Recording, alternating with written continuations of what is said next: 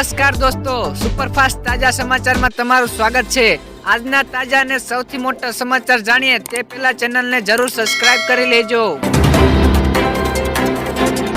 આગળ દોસ્તો વધુ એક સૌથી મોટા સમાચાર ધોરણ 12 ના અભ્યાસક્રમને લઈને શિક્ષણ વિભાગે લીધો મોટો નિર્ણય। National council for education research and training અને ધોરણ 12 ની પોલિટિકલ સાયન્સના પુસ્તકમાં ઘણા બધા ફેરફારો કર્યા છે, જે નવા શૈક્ષણિક વર્ષ એટલે કે 2024-25 થી અમલમાં આવશે। તો નવા કોર્સમાં અયોધ્યાના બાબરી ધ્વંસ અને ગુજરાતના ગોધરા રમખાણ સહિતના વિષયો દૂર કરાયા છે।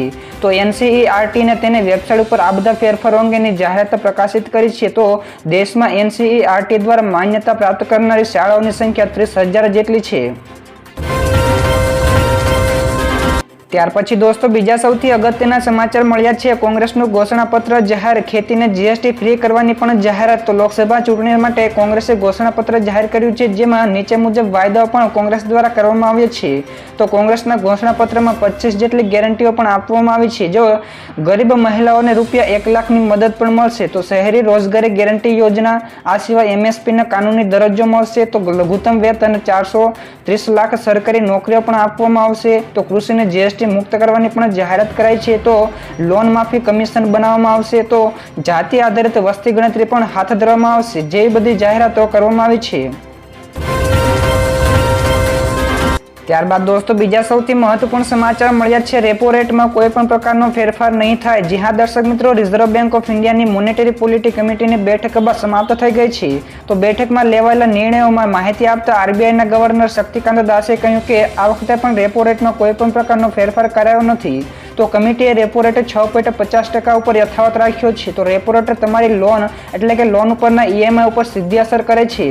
જેમ રેપો રેટ વધે તેમ તમારો EMI એટલે કે હપ્તો, લોનનો હપ્તો પણ વધી શકે છે। તો રેપો રેટ સ્થિર રાખવાના કારણે કરોડો લોકોના લોન ધારકોના EMI પણ વધશે નહીં। તો ફટાફટ દોસ્તો આગળના બીજા સૌથી મોટા સમાચાર મળ્યા છે। શાકભાજીના ભાવમાં મોટો વધારો, ઉનાળાની શરૂઆત થતાં જ શાકભાજી મોંઘી બની છે। તો છેલ્લા એક અઠવાડિયામાં શાકભાજીના ભાવમાં 20 થી 25% જેટલો વધારો નોંધાયો છે। તો પ્રતિ કિલોના ભાવ જોઈએ તો ભીંડો ₹50 થી 60, સરવૈયા ₹40 થી 50, લીંબુ ₹150 થી 180, ગવાર ₹100, કાચી કેરી 80, ચોળી ₹180, કારેલા ₹60, ટમેટા ₹30, આદુ સૌથી મોંઘું ₹200 પ્રતિ કિલોએ પહોંચ્યું છે। તો ગરમીના કારણે પુરવઠો નથી પહોંચતો, જેના કારણે આ ભાવમાં વધારો નોંધાયો છે। તો કઠોળનો વિકલ્પ પણ વધુ બની રહેશે। ત્યારબાદ દોસ્તો બીજા સૌથી મોટા સમાચાર મળ્યા છે। AMCની દબાણ હટાવો ટીમ ઉપર હુમલો, દબાણ હટાવવા ગયેલી AMCની ઉત્તર ઝોનની ટીમ ઉપર હુમલો થયો છે। તો નોબલનગર રોડ ઉપર શાકભાજી અને ફળની લારીવાળાઓએ હુમલો કર્યો। તો વેપારીઓએ અધિકારીઓ સાથોસાથ AMCની ગાડીઓના કાચ પણ તોડ્યા હતા। તો ઘટનાની જાણ થતાં પોલીસે ઘટના સ્થળે પહોંચી હતી અને હુમલાખોરોની અટકાયત પણ કરી હતી। તો તમામને પોલીસ સ્ટેશને લઈ જઈને ગુનો નોંધાવીને તજવીજ હાથ ધરાઈ હતી। તો પોલીસે 1 થી વધુ લોકો સામે ગુનો નોંધશે તેમ પણ લાગી રહ્યું છે।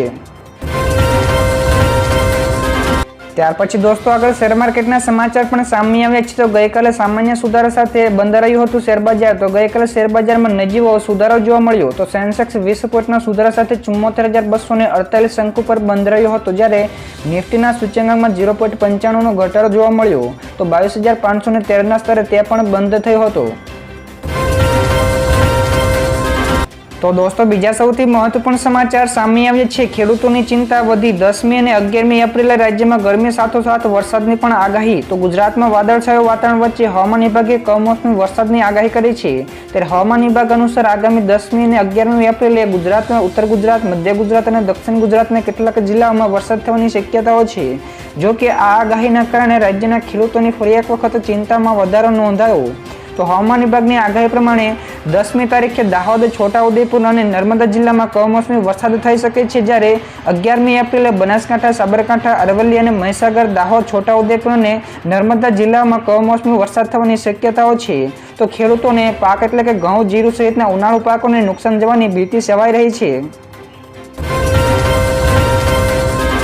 તો દોસ્તો બીજા સૌથી અગત્યના સમાચાર મળ્યા છે ઇલેક્શન કાર્ડ એટલે કે ચૂંટણી કાર્ડમાં ભૂલ હોય તો પણ કરી શકશો મતદાન. ચૂંટણી પંચે આપ્યો સરળ વિકલ્પ. જી હા દર્શક મિત્રો, કોઈ પણ મતદાર મતદાન કરવાથી વંચિત ન રહે તે માટે ચૂંટણી પંચે રાજ્યના ચૂંટણી અધિકારીઓને સૂચના આપી છે. ત્યારે કમિશને કહ્યું છે કે કારકુની અથવા તો જોડણી સંદર્ભે કોઈ પણ ભૂલ હોય તો નજરઅંદાજ કરવી જોઈએ. તો મતદારની ઓળખ મતદાર ઓળખ કાર્ડથી દ્વારા કરી શકાય છે. અને સાથે જ કહેવામાં આવ્યું છે કે અન્ય કોઈ પણ વિધાનસભા મત વિસ્તારના મતદાર નોંધણી અધિકારી દ્વારા જારી કરેલા મતદાન ઓળખના પુરાવા રૂપે સ્વીકારવામાં આવશે. જો કે મતદારનું નામ તેની મતદાન કેન્દ્રની મતદાર યાદીમાં હોય જ્યાંથી લેવામાં આવ્યું છે તો મતદારે વૈકલ્પિક રૂપે ફોટો અને ઓળખ દસ્તાવેજ રજૂ કરવો આવશ્યક છે. આગળ દોસ્તો વધુ એક સૌથી મોટા સમાચાર મળ્યા છે. એક સર્વે અનુસાર ભાજપને લાગશે જોરદાર ઝટકો. જે રાજ્યમાં 25 બેઠકો જીતી ત્યાં હવે 50% ગુમાવી શકે છે. જી હા દર્શક મિત્રો, લોકસભા 2024ની ચૂંટણી નજીક આવી રહી છે તેમ રાજકીય પક્ષો ચૂંટણી માટે કમર કસી રહ્યા છે. ત્યારે ભાજપ જીતની હેટ્રિક લગાવવા પૂરજોશમાં તૈયારી કરી રહી છે તો બીજી તરફ કોંગ્રેસ ફરી સત્તામાં આવવા માટે સખત પ્રયત્ન કરી રહી છે. તો આ ઉપરાંત અન્ય રાજકીય પક્ષો પણ મેદાનમાં છે. ત્યારે આ વખતે ભારતીય જનતા પાર્ટી એટલે કે બીજેપીની આગેવાની હેઠળના એનડીએ અને આ વખતે 400 બેઠકોનો લક્ષ્યાંક રાખ્યો છે. પરંતુ તેને દક્ષિણ રાજ્યોથી મોટો પડકાર મળી શકે છે. તો કર્ણાટકમાં ભાજપને મોટો ઝટકો લાગી શકે છે. તો એક સર્વેમાં ચોંકાવનારા આંકડાઓ સામે આવે છે જે મુજબ કર્ણાટકમાં ભાજપ 10 અને 12 સીટો સુધી જ સીમિત રહી શકે છે.